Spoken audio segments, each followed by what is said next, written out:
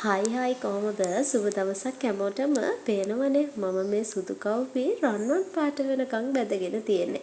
මං අද හදන්නේ රසම රස කැවිලි වර්ගයක්. ඉතින් මෙන්න මේ විදිහට බැදගත්ත කව්පි ටික හොඳට කුඩු කර ගන්න ඕනේ. මේ තියෙන්නේ රන්වන් පාටට හරිම සුවඳයි කව්පි බැදලා කුඩු කරාමත්. ඉතින් මං අද හදන්නේ කව්පි කැවුම් එකක්. මුං කැවුම් එක වගේම තමයි කව්පි කැවුම් එකත්. ඉතින් මුං හොය ඉන්න ඕනේ නැහැ මුං කැවුම් කන්න.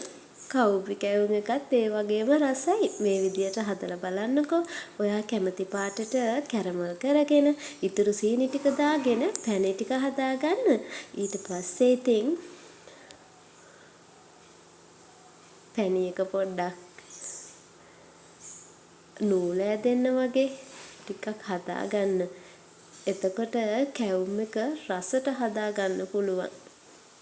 ඊට පස්සේ අර කව්පි පිටි හුණ්ඩුවකුයි හාල් පිටි හුණ්ඩුවකුයි තමයි මම අරගත්තේ. ඒ දෙක මේ විදියට හොඳට කවලම් කරගමු.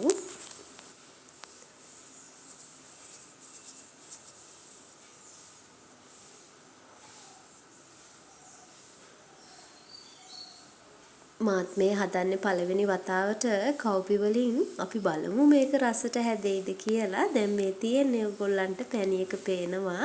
ඉතින් අපි මේ පිටි එක කවලම් කරගෙන හදාගමු. ඔන්න මම හදන්නේ පිටි ටික පැණි එකට දාලා කැවුම් ඩෝ එක. ඉතින් අර මුං කැවුම් හදන විදිහටම තමයි මම මේ වෙනසකට ගත්තේ කව්පි කැවුම්. කව්පි ටික බැදලා කව්පි පිටි. ඉතින් අපිට තියෙන දේෙන් අපි රස කැවිලි හදලා බලන්න try කරලා ඇත්තටම කව්පි වලින් හැදුවාමත් වෙනමම රසක් තියෙනවා. මට නම් දෙවර්ගයේම දෙවිදිහේ රසක්. ඉතින් අපි මේ විදිහට හොඳට කවලම් කරගෙන එක ගුලියක් හදා ගන්න ඕනේ. මට පැණි ටිකක් මදි කියලා හිතුන නිසා මම ඉතුරු කරගත්ත පැණි එකෙන් පොඩ්ඩක් දාලා හොඳට කවලම් කරගන්නවා. මේ පේන්නේ මුං කැවුම් වගේමයි නේද? බලන්නකෝ.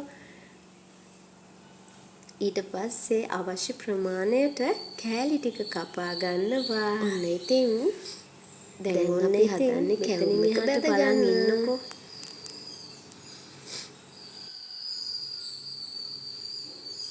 මේ විදිහට මිශ්‍රණය හදා ගන්න ඕනේ.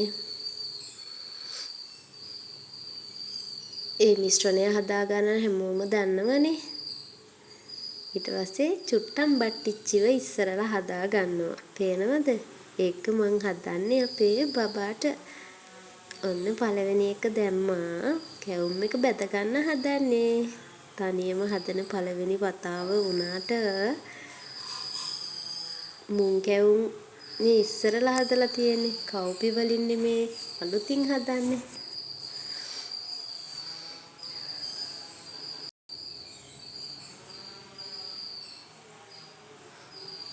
කැඩුන වෙලාවෙ නම් මට හිතුණා කැවුම් එක හදාගන්න බැරි වෙයිද කියලා. ඒත් මම බැටර් එකට පේනවද?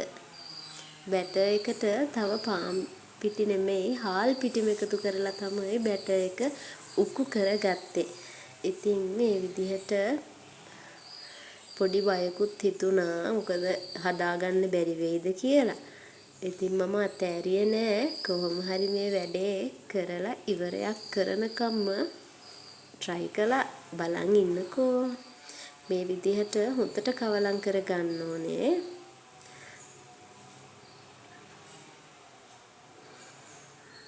මං ඒ ලොකු තාච්චිය අයින් කරලා මගේ චූටි තාච්චියම ගත්ත කැවුම් එක හදාගන්න.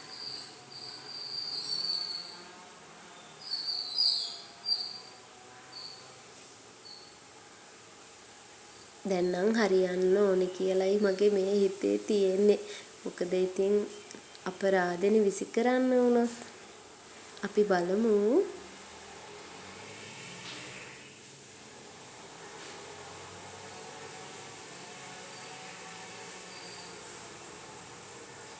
ඔයාටත් මේ වගේ දෙයක් වෙලා තියෙනවද?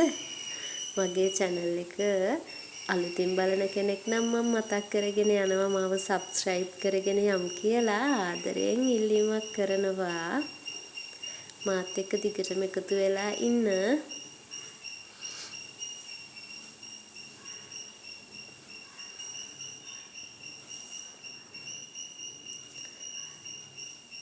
ඔන්න ඔය විදිහට රෙදි කෑල්ලකින් තමයි මම අත පිහදගෙන හිටියේ. ඊට පස්සේ මගේ අම්මා කිව්වා ඔහොම පිහන්න ඕනේ නැහැ, වතුර භාජනයක් ළඟට අරගෙන වතුර එකේ තෙමන්න කියලා. ඉතින් මම ඒකත් ඊට පස්සේ කළා. ලේසියෙන් හදාගන්න පුළුවන් වුණා. ඔන්න ඉතින්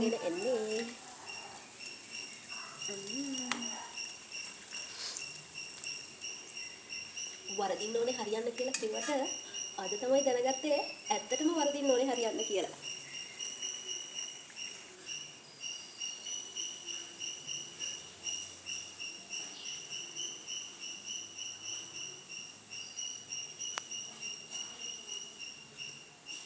තවත් දවසක හම්බ වෙමු. ගිහින් එන්නම්. සුබ දවසක්.